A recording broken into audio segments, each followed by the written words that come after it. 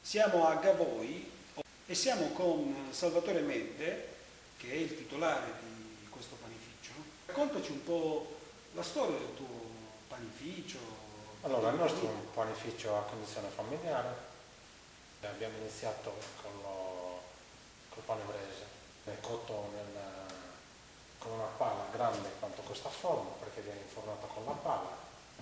La particolarità di questo pane è che ha una sfoglia grossa e una sfoglia fine, a differenza, anche se in minima parte anche il pane carasà è così, anche il pane carasà normale, quello tondo, ha una sfoglia grossa e una sfoglia fine, ma è minima come differenza. Questo invece è molto evidente la differenza.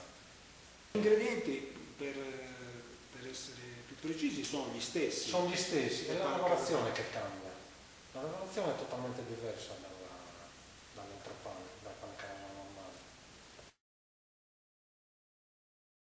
Lo facciamo di vari tipi, dal carasà normale a quello speziato, alla cipolla, al peperoncino, al rosmarino e al timo.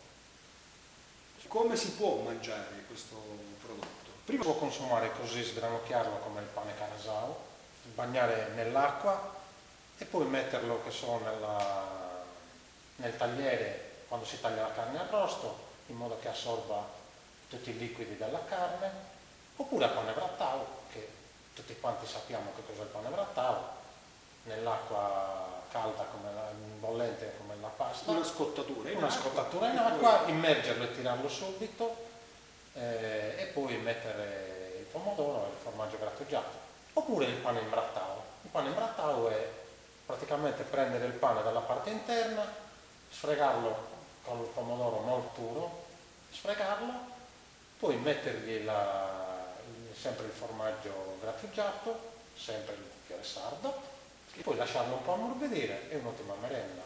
Ringrazio Salvatore Medde per la sua ospitalità. Arrivederci. Arrivederci.